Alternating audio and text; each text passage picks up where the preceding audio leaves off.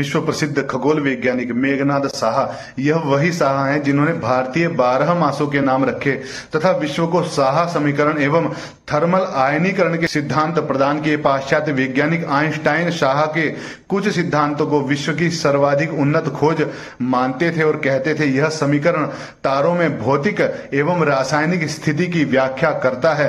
तारों पर हुए बाद के रिसर्च उनके सिद्धांतों पर ही आधारित है। हम कह सकते हैं कि तारों के अध्ययन और रिसर्च को उन्होंने एक नई दिशा प्रदान करी। मेघनाद साहा का जन्म 6 अक्टूबर 1893 बांग्लादेश की राजधानी जो आज जल रहा है ढाका के करीब एक गांव शाओराटोली में हुआ। मेघनाद साहा के पिता का नाम जगन्नाथ था, माता का नाम भुवनेश्वरी देवी था। उनके पिता जगन्नाथ साहा एक छोटे से दुकानदार थे जो अपने बड़े परिवार का खर्च मुश्किल से चला पाते थे। उनकी इच्छा थी कि प्रारंभिक शिक्षा के बाद मेघनाद उनके दुकान के काम में हाथ बटाएं, लेकिन मेघनाद की इच्छा आगे पढ़ने की थी।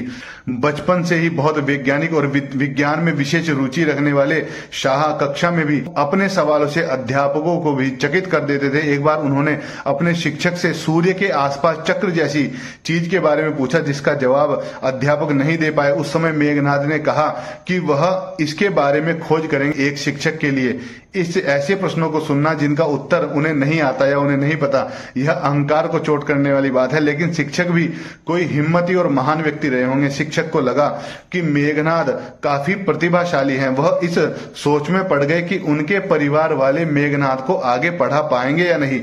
उनका मानना था कि मेघनाद की पढ़ाई जारी रहनी चाहिए। उन्होंने खुद मेघनाद के अभिभावकों से बात की।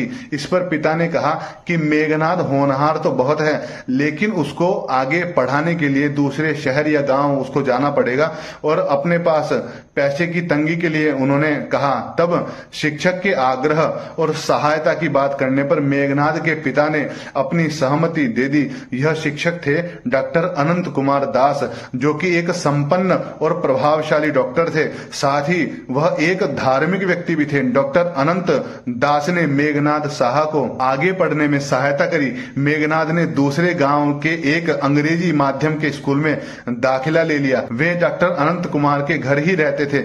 अपनी लगन और कठिन परिश्रम से मेघनाद साहा ने न सिर्फ अपने स्कूल में टॉप किया बल्कि पूरे ढाका जिले में सर्वोच्च स्थान प्राप्त किया। उनके परिवार वालों की खुशी का ठिकाना नहीं रहा। अब मेघनाद साहा को छात्रवृत्ति मिलने लगी। साथ ही उनको ढाका के राजकीय हाई स्कूल में प्रवेश मिल गया। लेकिन ये खुशी ज्यादा दिन की नहीं थी। उन दिनों पूरे देश में स्वतंत्रता संग्राम की आग जल चुकी। मेघनाद भी उससे प्रभावित थे, जो कि मेघनाद जैसे व्यक्ति के लिए स्वाभाविक था। उनके विद्यालय में बंगाल के गवर्नर आने वाले थे, तो मेघनाद साहा ने अपने साथियों के साथ गवर्नर के आने पर हुए विरोध में हिस्सा लिया। परिणाम यह हुआ कि मेघनाद की छात्रवृत्ति बंद कर दी गई। साथ ही उन्हें स्कूल से भी निकाल दिया गया। लेकिन उनको एक प्राइवेट स्कूल किशोरीलाल जुबली नामक स्कूल में प्रवेश मिल गया। शाह ने इंटरमीडिएट की परीक्षा प्रथम श्रेणी से पास की। कलकत्ता विश्वविद्यालय में शाह ने पूरे विश्वविद्यालय में दूसरा स्थान प्राप्त किया।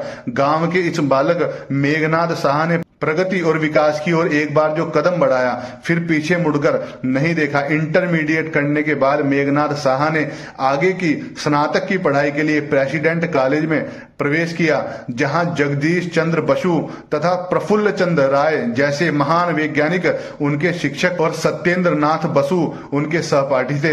एक बार डॉक्टर बसु ने उनसे कहा, मेघनाद गणित में तुम्हारी विशेष रुचि है, अच्छी बात है, पर विज्ञान के और भी क्षेत्र हैं, तुम भौतिक विज्ञान पर जोर दो, तुम हमारे साथ प्रयोगशाला में आया करो। इसके बाद समय पाकर मेघनाद साहा प्रफुल्ल चंद्र राय और डॉक्टर जगदीश चंद्र बसु की प्रयोगशाला में पहुंच जाते। उनके निर्देशों को बहुत ध्यान से सुनते और काम करते। बीएससी करते हुए ही युवा मेघनाद का मन वैज्ञानिक खोजों में रमने लगा।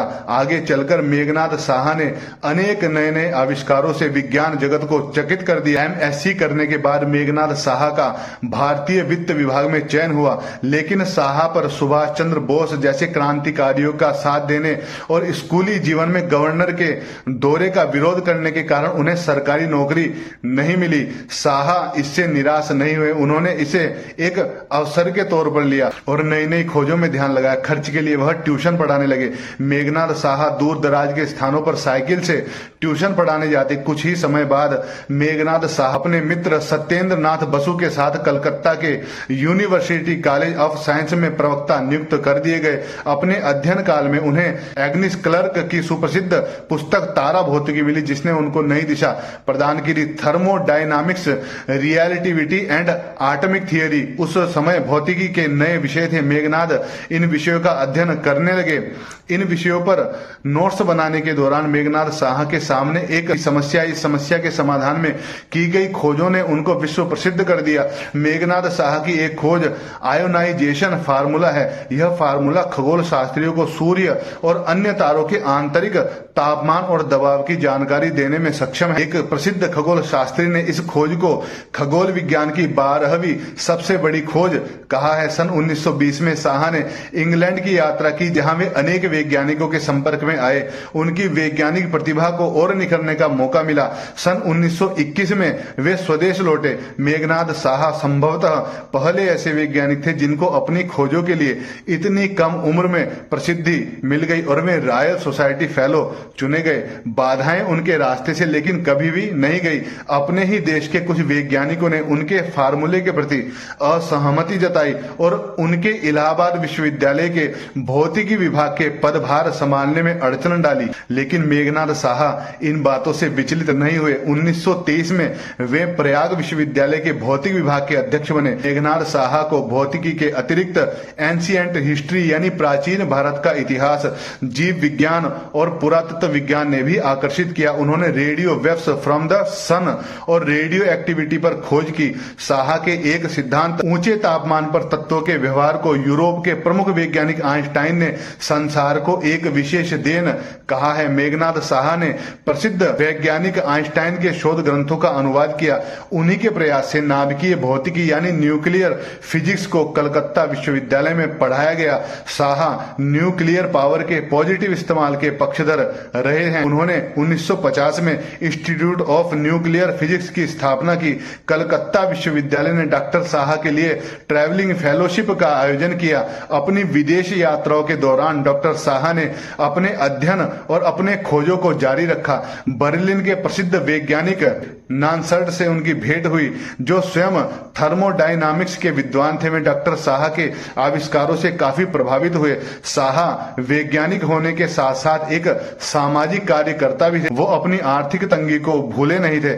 जब बंगाल का विभाजन हुआ तो उन्होंने बंटवारे से प्रभावित व्यक्तियों को पुनर्स्थापित करने में योगदान दिया। डॉक्टर मेघनाद साहा ने अपने बचपन में बाढ़ की विभीषिका को देखा था, इसलिए उन्होंने बाढ़ के कारणों को रोकने का अध्ययन किया तथा अनेक नदी बांध परियोजनाओं और बिजली परियोजनाओं में सहयोगी बने।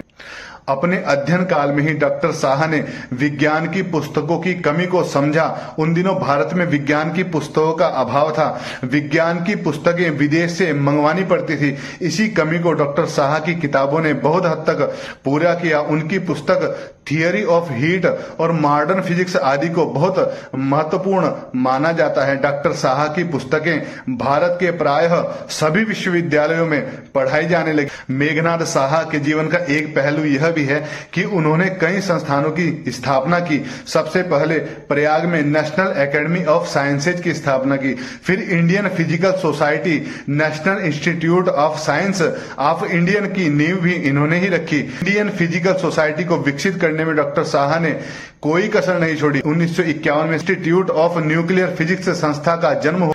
अपने प्रयासों से उन्होंने अंतर्राष्ट्रीय खगोल विज्ञान संघ की स्थापना की।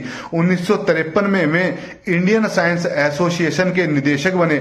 विज्ञान संबंधी बातों को सरल भाषा में लोगों तक पहुंचाने के लिए उन्होंने साइंस एंड कल्चर नामक पत्रिका का प्रकाशन आरंभ किया। वैज्ञानिक होने के साथ साथ डॉक्टर साहा आम जनता में भी अति लोकप्रिय थे। वह 1952 में भारत के पहले लोकसभा चुनाव में कलकत्ता से भारी बहुमत से निर्दलीय उम्मीदवार के रूप में जीत जीतकर आए। उन्होंने पहले प्रधानमंत्री जवाहरलाल नेहरू के साथ राष्ट्रीय योजना समिति में काम किया। 16 फरवरी 1956 को यह महान वैज्ञानिक योजना आयोग की एक बैठक में भाग लेने राष्ट्रपति भवन की ओर जा रहे थे कि अचानक हृदय गति रुक जाने से संसार को इन्होंने विदा कह दिया। महान लोगों का चरित्र सुनने या पढ़ने से मोटिवेशन तो मिलती है, स्वयं भी महान बनने की प्रेरणा मिलती है। जय जय गंगे।